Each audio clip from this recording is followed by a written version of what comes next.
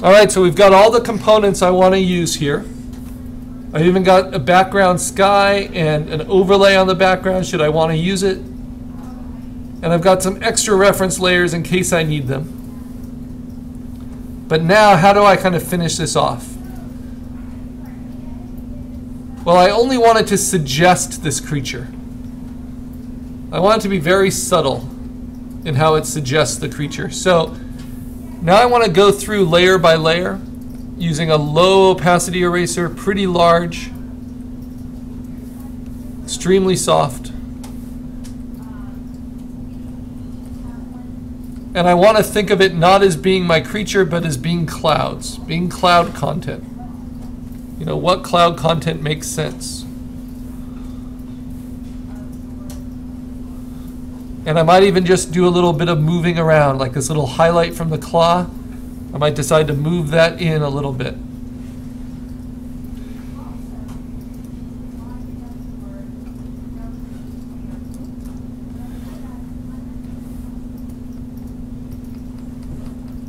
And erase away any hard edges that are coming through. And remember, if you have auto select layer, we're not doing anything that's transparent over the top. We don't have any like transparent texture fills on this layer yet. So you can just select between your clouds just by using the move tool and clicking. Now the first thing I want to look for are any of these like deep blues that just really don't fit. And some of those are on my background layer.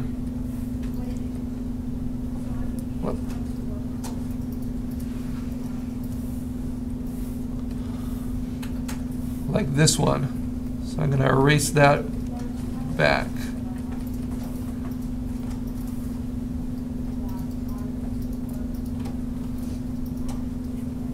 And over here. So now I'm going to that cookie cutter layer. And I want to start softening that edge. Now what's an easy way I can start that process? I can refine it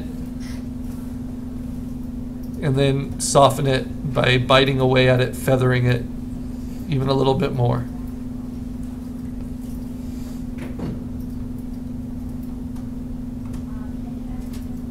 And deleting.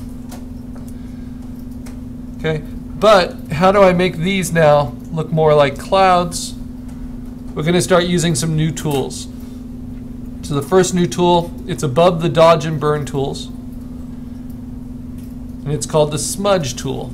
This tool is actually really annoying to me most of the time. But it works great for this. Because if I want to pretend I'm wind and I'm pushing at the edges of these clouds, like this tooth, the smudge tool just does that for me. Just push and drag. I want to have a very soft-edged, pretty large brush, and you decide what kind of strength you want. And it extends the pixels, so it softens them as you go. And this is kind of molding the cloud like clay, pushing and pulling it in slightly different directions, but only on the layer you have selected. Okay, the other tool, this isn't new, we use this with our creature assignment, but don't forget things like the dodge tool to brighten it up. Because clouds are basically just grayscales, different values, it can be really effective to dodge and burn them because there's a lot of content there to help certain things come forward and certain things get pushed back. You can almost invent the light source on them by dodging and burning. Just use it sparingly.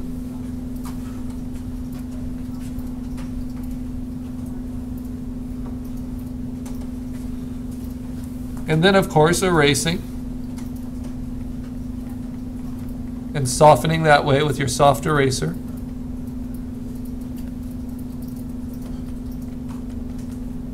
And a lot of time you can suggest something by having kind of breaks in its form that will make it more believable as a cloud, which don't usually go vertical, but they often have little trails.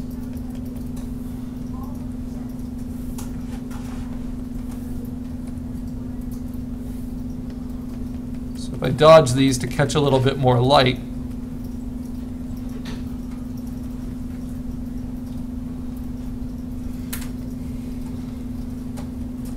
it's just fun.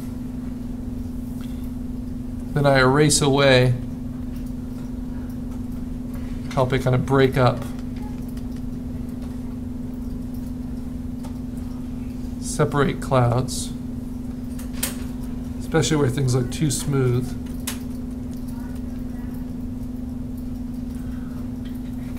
You know, it will suggest something very lightly, and then I can smudge them as well.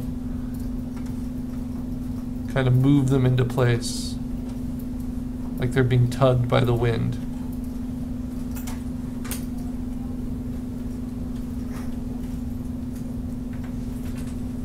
All right. So now I have to look at the other kind of problem edges on that base layer, like up here.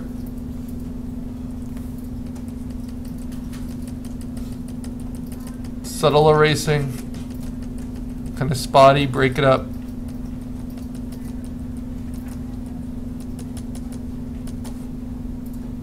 You're just trying to suggest your creature.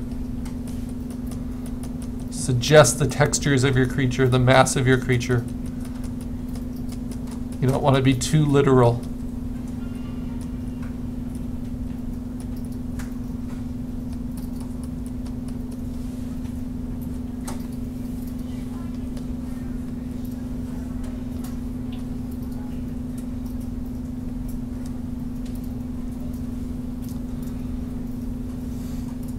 Okay, so we're getting close.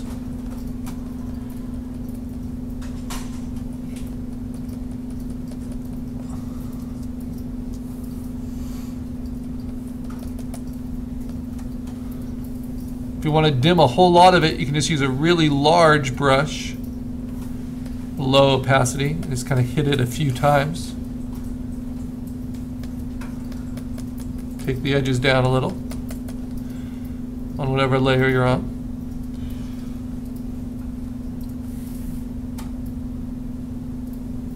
Okay, now I have some of these other layers to worry about. And I'll use smudge tool and all of that with them. Keep up with me.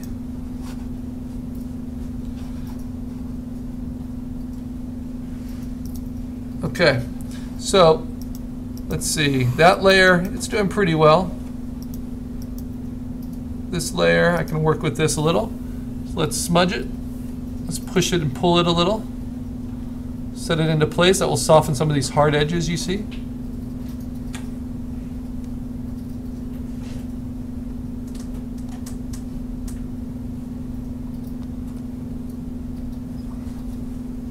It's fun to watch it move.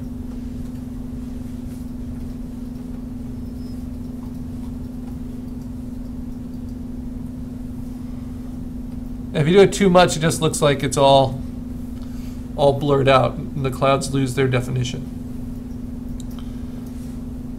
But a little bit of customization can really help.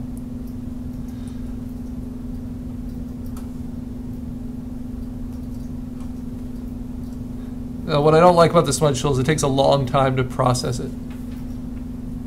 So if I can do the same job with just a careful erasing at a low % opacity, then I'm happier to do it that way.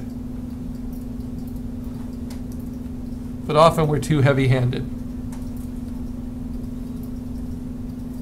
especially when our brush is too small. So just finding ways to break up certain edges.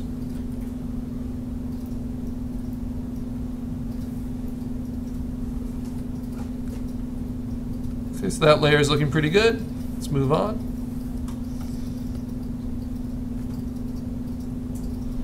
This one's very subtle in the background there, but I think it helps. It's the shadow underneath.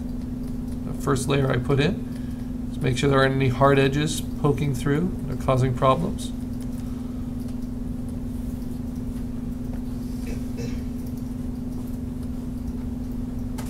The claw needs some work.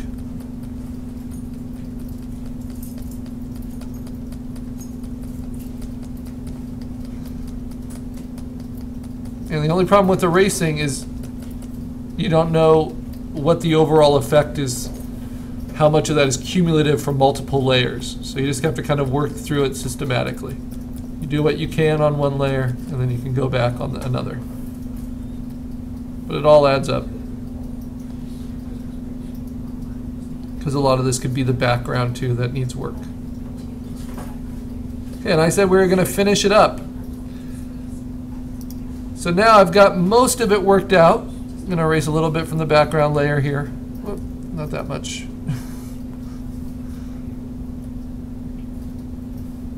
When sharp edges start showing through, you need to slow down. Caught up with me. All right. And then the leg, where's that? There it is.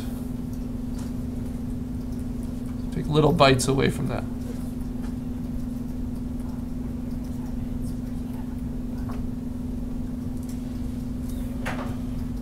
Oh, I love that history tool.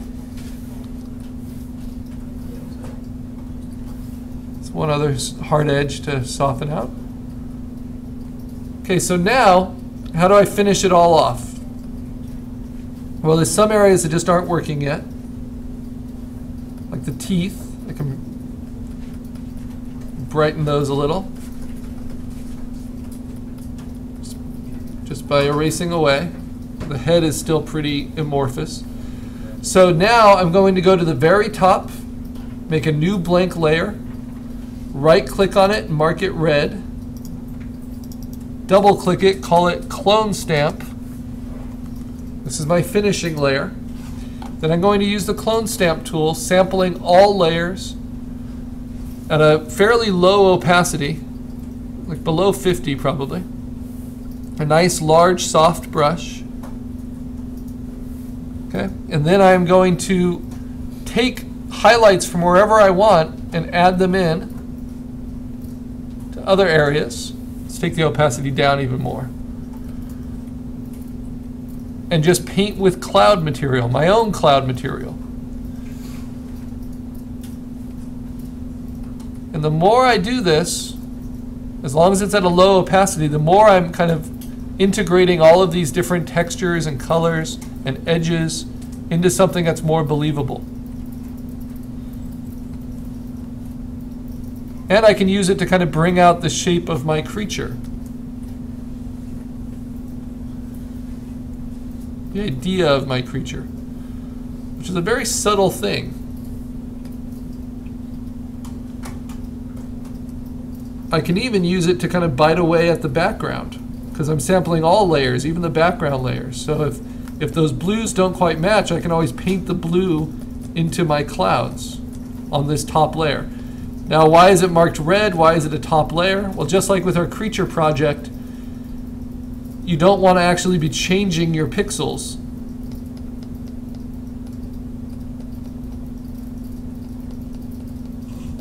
You want to do it as an adjustment above so that you can always push it back if you need to.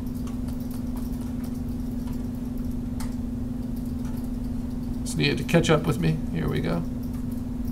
You hold down Option to target a certain area, and it will travel with you as you paint with that.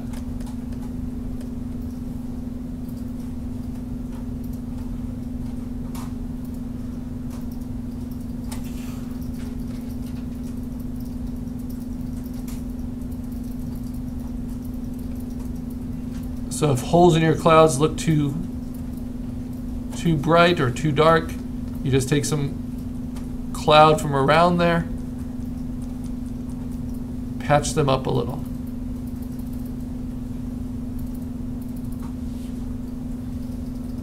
Again, not being overly critical or overdoing it.